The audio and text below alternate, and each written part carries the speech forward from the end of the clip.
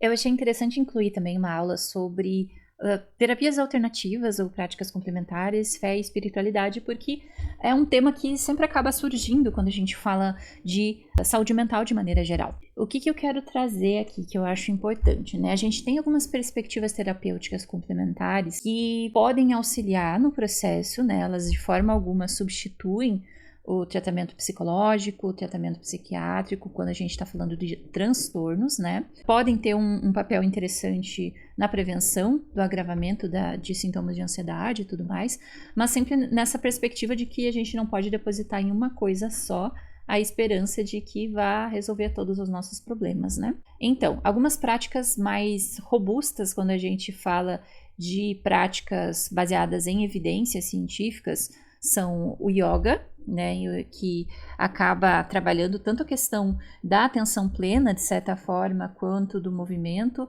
Então, tem estudos muito interessantes que apontam que a prática do yoga previne muito o agravamento de sintomas de ansiedade, ajuda também nos casos em que a pessoa já tem um transtorno e está no processo de tratamento, como uma prática complementar. E é super indicado, é super interessante como uma prática de atividade física também, né, que é algo essencial. Massoterapia também tem um bom arcabouço técnico, assim, que nos diz que pode também auxiliar nesse processo de relaxamento do corpo, aliviando muito da tensão dos músculos, né? Então, associado com outras perspectivas de cuidado, é super bem-vinda. A massoterapia tem efeitos muito bacanas. Eu falei um pouco aqui da arte-terapia, da musicoterapia, não vou me repetir muito, mas elas trabalham justamente aquela questão da autoexpressão, né, de botar para fora aquilo que, de certa forma, está vivo em mim, está me incomodando, está me fazendo sofrer, está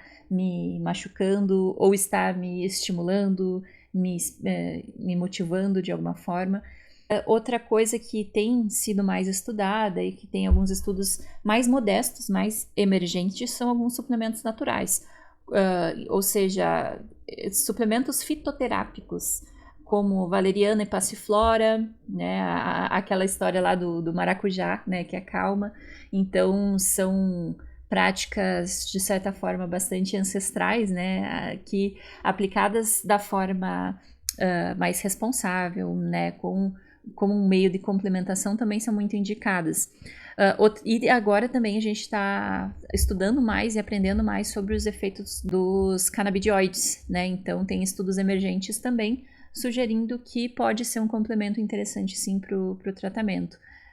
Retirando todo aquele rótulo que a gente tem a partir da questão da maconha e tudo mais, cada vez mais estamos nos encaminhando para um cenário em que os canabidioides são vistos sim como uma forma de tratamento super interessante, super válida para diversos casos, e essa forma de olhar da medicina tem se modificado e há alguns estudos muito emergentes, muito interessantes nessa linha também. Aromaterapia, eu não coloquei aqui, mas tem algumas coisas meio contraditórias, né? Eu sou fã de óleos essenciais, eu gosto muito, mas lendo mais sobre o assunto e aprendendo um pouco mais, não é que o óleo em si ele seja uma substância que combata a ansiedade, né? Por exemplo, a lavanda é super estudado. Não é que ela seja um remédio para a ansiedade, a gente tem que aprender a diferenciar esse olhar assim de doença, cura, remédio, né? E entender que tudo se faz a partir da constituição de um processo. Mas os cheiros, os óleos essenciais, eles podem ativar memórias afetivas que podem me ajudar nesse processo de me acalmar, inflar aquele meu círculo verde. Então, por exemplo, eu gosto muito de alguns óleos essenciais que me ajudam na prática do mindfulness, né? Eles me ajudam a me conectar com o meu sentido do olfato. E tem alguns cheiros que, pela minha história de vida, eles me remetem a um lugar seguro, a um espaço bacana, a um espaço de acolhimento. Isso pode estar conectado com óleos essenciais ou até com outros cheiros, né? Por exemplo, manjericão é um cheiro que me alegra bastante, me faz lembrar do quintal da minha avó, por exemplo, da minha avó materna, que tinha lá a sua hortinha e tudo mais. Então é um cheiro que me remete para um espaço gostoso, para um espaço de segurança. Então, a gente tem que entender que não é o óleo em si, mas é o processo que ele pode me suscitar conforme a minha experiência, né? Então é uma coisa um pouquinho diferente de outros, é um pouquinho diferente de um medicamento, né? E ele de maneira nenhuma vai substituir um ansiolítico, por exemplo. Terapias alternativas como Reiki, homeopatia, que eu trago aqui, elas têm mais fragilidades, né? Eu colocaria talvez elas mais próximas de uma questão de prática de autocuidado mais na linha da espiritualidade, talvez, porque realmente elas não se concretizaram ainda enquanto perspectivas terapêuticas que tenham uma boa evidência para realmente nós dizermos que elas são terapias complementares que vão ter uma sustentação maior do ponto de vista de saúde. Mas sim, se você gosta, se você, né, tem como algo que te faz bem, aí vai de você avaliar. Eu sugiro que você pesquise, né, procure informações. Assim como eu tenho uma relação com a aromaterapia, eu sei que eu não vou receitar óleo essencial para paciente meu, né, nem para os meus estudantes, nem nada desse tipo, porque não é da minha prática e não é algo que é sustentado pela psicologia. Então a gente tem que ter esse cuidado, né? Se você faz alguma dessas práticas por algum motivo, tem esse entendimento de que, olha, né, tem evidências muito insuficientes para se dizer que há uma comprovação científica de que isso funcione, vai lá, né? Cada um se cuida da forma que deseja, mas eu acho importante trazer aqui, né, o que a gente tem, que é respaldado pela ciência, porque eu sou uma profissional da psicologia que vai sim se alinhar com um fazer que é muito mais científico do que outras perspectivas que são um pouco mais ampliadas, né, que não tem os critérios que a gente tem na ciência da psicologia para dizer que algo, né, é um tratamento ou não, ou essas outras perspectivas terapêuticas mais encorpadas que nós temos.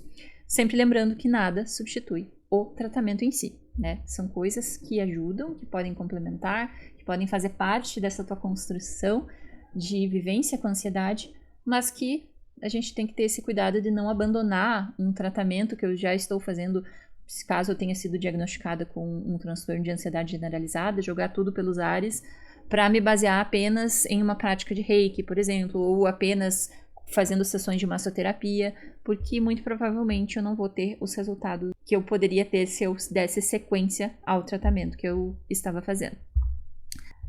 Também é interessante a gente falar sobre espiritualidade e saúde mental. Por mais que eu venha com todo esse discurso da questão da ciência e tudo mais, a ciência também mostra que práticas de espiritualidade têm o seu valor para muitas pessoas, né? Então, para algumas pessoas, as práticas relacionadas a algum tipo de espiritualidade, seja ela integrada a uma religião ou não, também pode apresentar benefícios.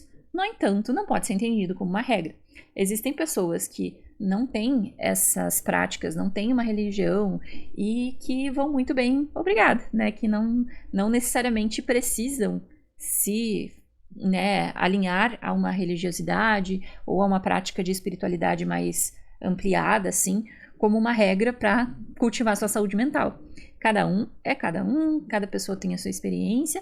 No entanto, a ciência mostra que, sim, para algumas pessoas, essas práticas acabam tendo benefícios. Principalmente por quê? Porque muitas dessas práticas espirituais, como silêncio, oração, meditação ou contemplação, criam pausas internas que diminuem a ativação fisiológica do estresse. O mindfulness, que eu tanto falo aqui, as práticas de atenção plena, elas têm uma base muito forte nessas práticas espirituais que são milenares, né, principalmente ali do budismo, a própria questão da oração na tradição, né, judaico-cristã, islâmica, né, então a gente tem essas pausas internas que são muito interessantes de serem desenvolvidas. Não necessariamente eu preciso atrelar essas pausas, esse processo de gratidão, de conexão com algo maior, com uma religião, mas para muitas pessoas é algo que faz sentido. A conexão com algo maior, seja na sua comunidade de fé, ou com a natureza, ou com a transcendência, amplia o horizonte mental e reduz a sensação de isolamento que tanto alimenta a ansiedade também. Mas, novamente, fé e religião não substituem o tratamento quando eu tenho já um transtorno de ansiedade instalado.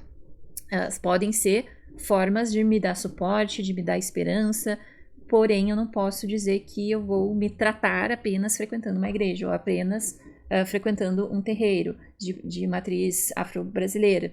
Eu não posso abandonar os tratamentos que me são necessários, e é algo que possivelmente, né, muitos pastores, muitos líderes religiosos, padres, mães de santo, pais de santo, né, monges, essa variedade que a gente tem, eles também, né, muitos que são éticos, que têm essa leitura do seu espaço enquanto liderança religiosa, também fazem esse entendimento de que sim, você precisa também ter acesso aos serviços de saúde para tratar algumas coisas, né?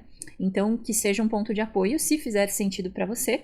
Se você é ateu, se você não vê esse sentido a partir dessa dinâmica, também tá tudo bem. Tem outras opções que você pode desenvolver. Mas, claro, algumas práticas como a gratidão, de certa forma, não necessariamente precisa gratidão direcionada a um Deus, a um ser, mas é interessante quando a gente tem uma gratidão pelas coisas positivas, porque isso me faz olhar para a minha vida numa dinâmica muito mais a valorizar algumas coisas, a valorizar as pessoas que eu tenho à minha volta, né? Então, isso acaba sendo uma prática de espiritualidade ampliada e não necessariamente dogmática, que pode ser praticada por qualquer pessoa. E claro, ansiedade não é falta do que fazer, por mais que eu trouxe aqui práticas de exercício físico, né, de várias coisas, massoterapia, pararei, e pintura, e escrita. O trabalho a gente sabe que ajuda também, mas pode atrapalhar muito. E também a ansiedade não é falta de fé. Se alguém vier com esse discurso para você, desconfie, né? Não é porque você tem ansiedade que você é menos digno diante da sua fé, da sua religião, caso você tenha uma. E também não é que você não tenha o que fazer. Às vezes é justamente o contrário, como a gente viu no caso do burnout, né? Às vezes é o excesso de coisas e preocupações que me deixa nesse estado ansioso. Então, o que eu quero trazer aqui? Que a gente tem um modo de vida, de condução da ansiedade que pode ser diferente.